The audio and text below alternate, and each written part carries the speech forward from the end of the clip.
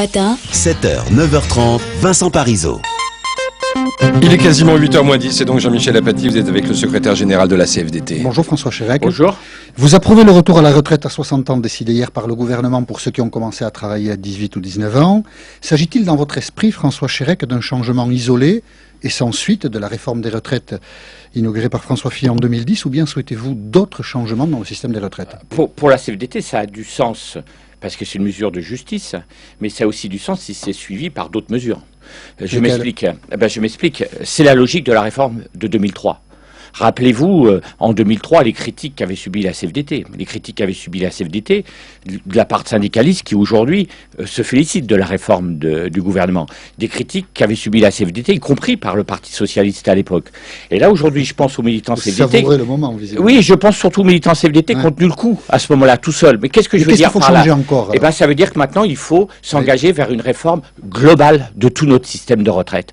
Parce que là, on est en train de se rendre compte, et les Français maintenant sont réalistes là-dessus, il y a plein d'injustices dans notre système des retraites. Il prend l'eau de partout. Parce qu'on vient d'en corriger quelques-unes, ceux qui ont commencé à travailler jeunes.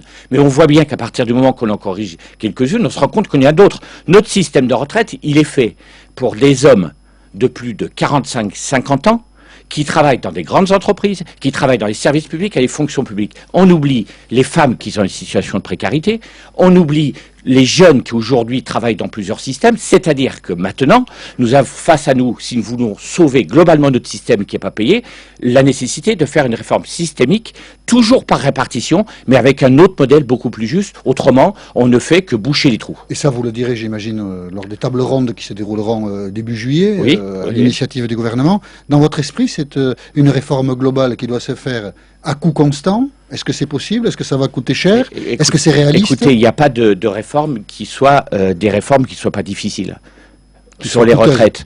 Bah oui, inévitablement. Si on veut garder ce niveau de réforme, inévitablement, il y a des choix à faire.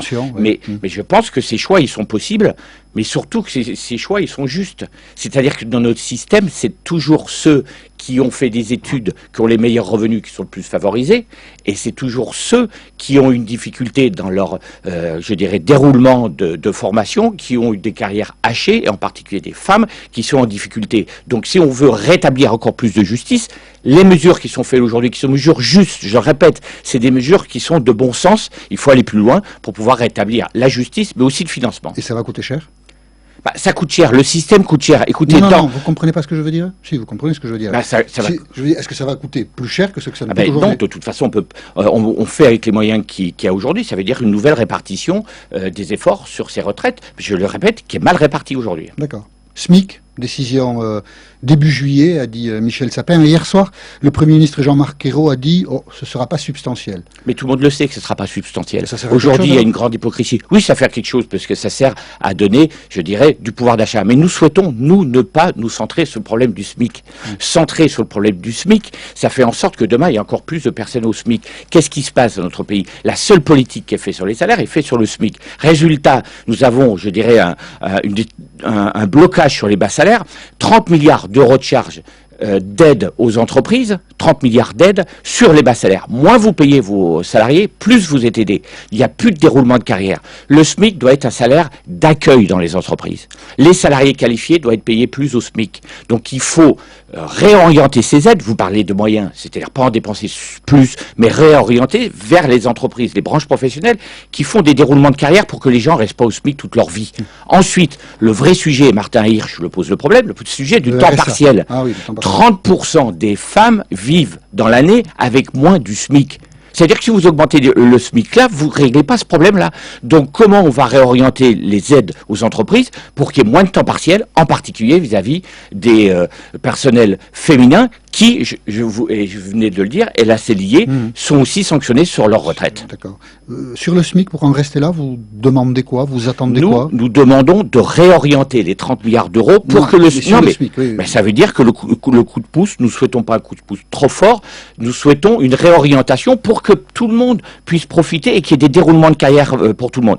Regardez, les gens qui ont le sentiment d'être abandonnés, c'est ceux qui sont juste au-dessus du SMIC, qui ont un bac professionnel, un BTS, qui sont payés près de au SMIC. C'est ceux-là qui disent, vous ne nous occupez pas de nous. On ne peut pas constater qu'il y a eu du vote Front National sans répondre aux personnes qui ont le sentiment d'être abandonnées. Trop de personnes restent au SMIC toute leur vie. Il faut revoir les déroulements de carrière. Laurence Parisot était à votre place hier, la présidente du MEDEF. Elle évoquait une dégradation importante qu'elle situe depuis un mois à peu près. Oui, c'est ça, oui. De depuis la un mois. situation des entreprises françaises. Non, ça vous a fait marrer, ça. Oui, ça me fait marrer. Tout le monde a constaté, lors de la rencontre mardi, qu'il y avait une dégradation. Au mois de février, j'ai dit qu'il y allait avoir de nouveaux plans sociaux après les élections. Alors, est-ce que c'est une volonté politique de retarder? Est-ce que c'est les entreprises qui, naturellement, dans la période électorale, ont été plus modérées là-dessus? Nous en sommes là. Mais maintenant... Vous convenez de la dégradation? Oui, nous convenons de la dégradation. Vous avez peur d'une montée du chômage? Mais elle est évidente, la montée du chômage. L'UNEDIC dit au minimum pendant un an encore. Mais ce qu'on oublie, c'est que les plans sociaux dont on parle, c'est 8% des pertes d'emploi. 92%, on n'en parle jamais. Moi, j'ai pas fait de liste des plans sociaux. Parce que la liste, ça serait des dizaines de milliers de personnes qui, individuellement, tout seuls dans leur petite entreprise ou dans leur entreprise, perdent leur emploi. Donc, c'est un problème beaucoup plus vaste. C'est un problème... Alors, d'abord, pourquoi? Rigueur sans relance. Mais si, c'est un problème de notre système productif qu'il faut réorienter, qu'il faut moderniser. Vous savez-vous comment on fait de la relance quand on a des déficits comme les nôtres?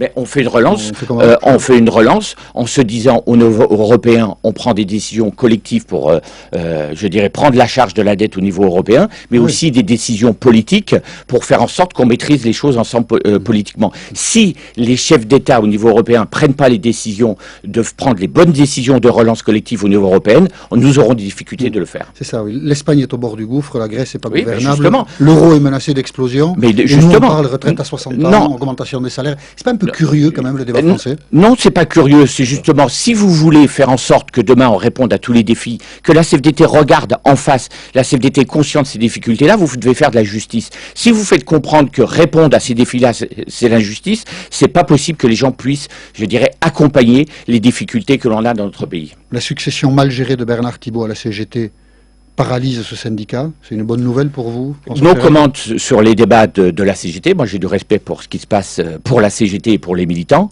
Maintenant, je souhaite effectivement que la CGT trouve aussi des ressources de participer à ces débats. Vous convenez qu'aujourd'hui elle est paralysée?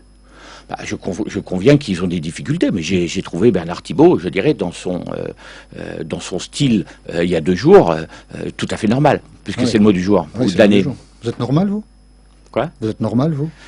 Je sais pas si je suis normal. Je sais pas non plus. Oui, moi je suis difficile syndicaliste qui fait mon boulot, j'ai le sentiment. Allez, François Chérec, qui n'est pas forcément normal, était l'invité d'RTL ce matin. Bonne journée.